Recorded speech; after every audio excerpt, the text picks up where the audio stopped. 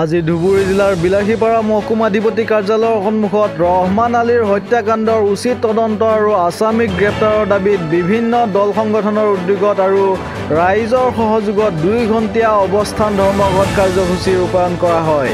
উল্লেখ্য যে প্ৰায় 25 দিনমান পূৰ্বে বিলাসীপাৰা থানাৰ অন্তৰ্গত কচুৱাগাঁও চাটাপাৰাত 30 বছৰীয়া ৰহমান আলীৰ হত্যাকাণ্ড সংঘটিত হৈছিল।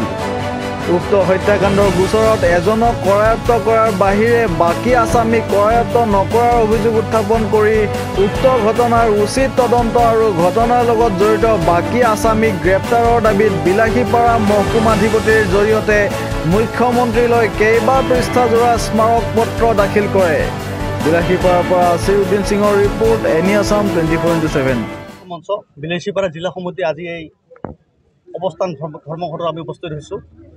ৰহমান আলীৰ হত্যাকাৰীক আমি আমাৰ সংগঠনৰ ফালৰ পৰা তীব্ৰ নিন্দা জনাইছোঁ। আমি যোৱাবাৰো দেখিছিলোঁ বিলাসীপাৰাত এটাৰ পিছত এটা হত্যা হয়, কিন্তু এটা বস্তু স্পষ্ট, বিলাসীপাৰাত দুখীয়া মানুহৰ যদি হত্যা হয়, কোনোবা ভাই ভনী বা ককায়েকৰ হত্যা হয়, কোনো বিচাৰ নাথাকে। আৰু আমাৰ এই সংবাদৰ জৰিয়তে আপোনালোকৰ জৰিয়তে এটা বস্তু আমি স্পষ্ট কৰি দিছোঁ, বিলাসীপাৰা থানাৰ প্ৰতি আমাৰ কোনো আস্থা নাই। ইয়াত ডাইৰেক্ট ধুবুৰীৰ SP মহোদয় আমাৰ নবীন সিং ছাৰ দায়িত্ব লওক। তেখেতে বহুত ভাল মানুহ, আমি জনা মতে তেখেতে এই হত্যাৰ যি আসামী আছে আসামীবিলাকৰ ভালকৈ ইনকুৱাৰী কৰক। জলদি পটপটকৈ কি হৈছে কি নহয় চব ওলাই যাব। কিন্তু এটা স্পষ্ট কথা, বিলাসীপাৰা থানাৰ প্ৰতি আমাৰ কোনো আস্থা নাই। আমি যোৱাবাৰো দেখিছিলোঁ, ভালেকেইবাৰ দেখিছিলোঁ, বহুত কেইটা বিষয়ত দেখিছোঁ আমাৰ বিলাসীপাৰা OC বা ষ্টাফ কোনো আমাৰ আস্থা নাই। ইয়াত ডাইৰেক্ট SP ছাৰে এই কেছটো হেণ্ডেল কৰক, এইখিনি আমাৰ দাবী। চৌহদত এটা আমি ধৰ্মঘট অৱস্থান আৰম্ভ কৰিছোঁ। ইয়াতে মানে আমাৰ উদ্দেশ্য আছিলে যে বিলাসীপাৰা থানাৰ অন্তৰ্গত কচুৱাগাঁও চাটাপাৰা গাঁৱৰ নামৰে এজন ৰহমান আলী ব্যক্তিক কিছুমান দুৰ্বৃত্তই নৃশংসভাৱে হত্যা কৰি আত্মহত্যা ৰূপ সানি দিছে। আৰু এই ক্ষেত্ৰত আমি বিলাসীপাৰা আৰক্ষী থানাত আমি আবেদন কৰিছিলোঁ। ইহঁতে মৃত্যুৰ 72 ঘণ্টাৰ ভিতৰত আসামীক কৰায়ত্ব কৰিব বুলি প্ৰতিশ্ৰুতি দিছিলে, কিন্তু কেৱল এজন আসামীৰ বাহিৰে বাকীবিলাক আসামীক কৰায়ত্ব কৰিব পৰা নাই। এই ক্ষেত্ৰত আমাৰ দাবীদাৰ কমিটিয়ে ধুবুৰী জিলাৰ আৰক্ষী অধীক্ষক এখন স্মাৰকপত্ৰ দাখিল কৰিছিলে। আৰু সেইটো দাখিল কৰাৰ পিছতে দেখিবলৈ পাইছোঁ যে যিজন ব্যক্তিয়ে এই স্মাৰকপত্ৰ চহী কৰিছিল, সিহঁতৰ ঘৰত বিলাসীপাৰা পুলিচ প্ৰশাসনে ঘৰত উপস্থিত হৈ ৰাতিৰ ভাগত তালাচী আৰম্ভ কৰিছিলে, ভয় ভাবুকি দেখুৱাইছিলে। আৰু সেইকাৰণে আমি আজি এই অৱস্থান ধৰ্মঘট কৰিব লগা হৈছে। লগতে আমি হত্যাকাৰীক উচিত শাস্তি প্ৰদানৰ কাৰণে আৰু লগতে ভুক্তভোগী ৰাইজক পৰিয়ালক উচিত ন্যায় প্ৰদানৰ খাতিৰত আজি আমি এই ধৰ্মঘট পালন কৰিছিলোঁ। আৰু লগতে আমি এখন স্মাৰকপত্ৰ দাখিল কৰিছোঁ বিলাসীপাৰা মহকুমাধিপতিৰ জৰিয়তে মুখ্যমন্ত্ৰী মহোদয়ক লৈ, যাতে তেখেতে এটা উচিত উচ্চ পৰ্যায়ৰ তদন্ত এটা কমিটি গঠন কৰি এই আসামীবিলাকক উচিত শাস্তি প্ৰদান কৰিব পাৰে। আমি চাটাপাৰা কচুৱা অঞ্চলৰ এজন যুৱক, উদীয়মান যুৱক ৰহমান আলীক নৃশংসভাৱে হত্যা কৰা হৈছিল। হত্যা কৰি তেওঁলোকে আত্মহত্যা ৰূপ দিছিল। আৰু এই হত্যাকাণ্ড হোৱাৰ আজি 15 দিন পাৰ হোৱা সত্ত্বেও পুলিচে মূল কাল্পিতক এতিয়ালৈ গ্ৰেপ্তাৰ কৰিব পৰা নাই। অসমৰ গৃহ বিভাগ ব্যৰ্থ হৈছে, বিলাসীপাৰাৰ লোকেল পুলিচ ব্যৰ্থ হৈছে। আসামী মুকলি আকাশৰ তলত ঘূৰি ফুৰা সত্ত্বেও পুলিচে কাম নকৰা হৈছে।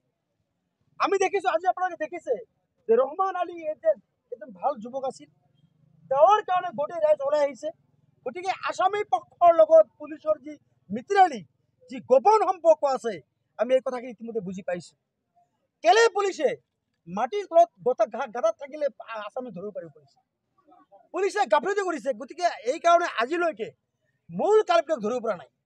আৰু আমি দেখিছোঁ যে তেওঁলোকে কিছু লোকেল মানুহবিলাকে মেমৰেণ্ডাম দিছিলে, আৰু মেমৰেণ্ডাম দিয়াৰ পিছত বিলাসীপাৰা লোকেল থানাৰ OCয়ে সেই মেমৰেণ্ডামত চহী কৰা ব্যক্তিবিলাকৰ ঘৰত গৈছে, ৰাতি গৈ ধুমকি দিছে আন্দোলন যাতে নকৰে, তেওঁলোকক বনত চহী কৰিব লাগে।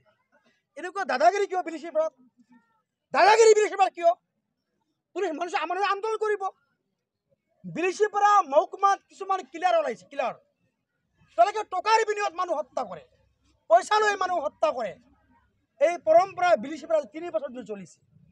ৰহমান আলীৰ হত্যাকাণ্ডৰ উচিত বিচাৰ হ'ব লাগিব। CBI CID লাগিলে যি ইনকুৱাৰী হয় হ'ব লাগিব। ইনকুৱাৰী হৈ ইয়াৰ লগত যি কাল্পিতক ধৰিব লাগিব।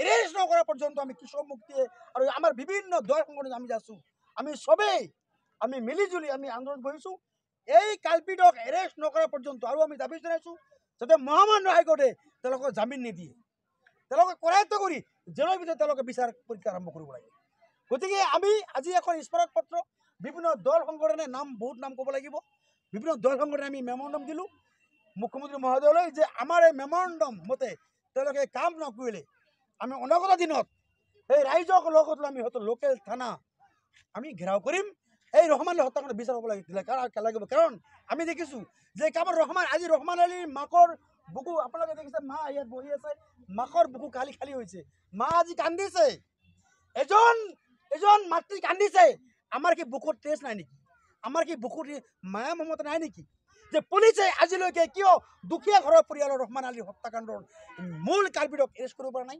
পুলিচৰ মা বুলি নাই নেকি পুলিচৰ মা নাই নেকি তেওঁলোকৰ বাচ্চা নাই নেকি ৰহমানে দুখীয়া মানুহৰ তেওঁলোকে বিচাৰ নহ'ব নেকি গতিকে ৰহমান আলীৰ যি হত্যাকাণ্ডৰ লগত জড়িত ব্যক্তিবিলাকক আসামীবিলাকক গ্ৰেপ্তাৰ কৰিব লাগিব অন্যথা এই সংগ্ৰাম অতি দীঘলীয়া হ'ব আৰু ব্যাপক গণ আন্দোলন আমি কৰিবলৈ বাধ্য